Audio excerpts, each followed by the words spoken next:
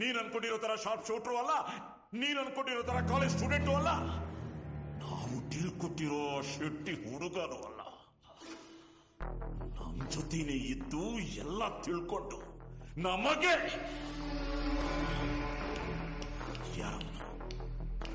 ಯಾರೋ ಅವನು ಪ್ರೊಫೆಸರ್.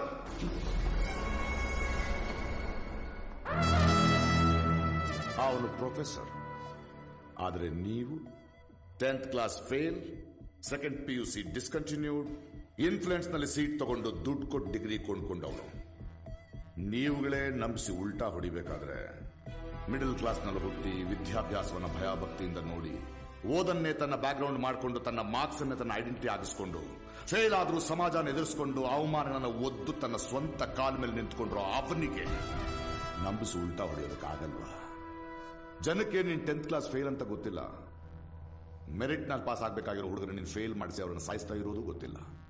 ಗೊತ್ತಾಗೋ ಹಾಗೆ ಮಾಡ್ತಾನೆ. ರಿಲ್ಯಾಕ್ಸ್ ಮೇಸ್ಟ್ರೇ, ರಿಲ್ಯಾಕ್ಸ್. ಈಗೇನು ನೀನೇನು ಇಂಡಿಯನ್ ಆರ್ಮಿ ನಡೆಸ್ತಾ ಇದೀಯಾ? ಕಾಲೇಜ್ ತಾನೆ. ನಿನಗಿನ್ನೂ ಸ್ಟೂಡೆಂಟ್ಸ್ ಪವರ್ ಬಗ್ಗೆ ಗೊತ್ತಿಲ್ಲ. ನನ್ನ ಜೊತೆ ಇರೋನು ಪವರ್, ನನ್ನ ಸ್ಟೂಡೆಂಟ್.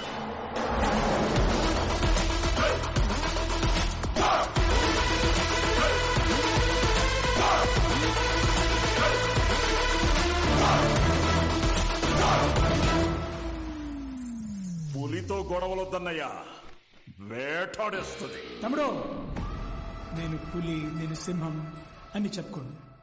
నేను దానికన్నా పవర్ఫుల్ మనిషి.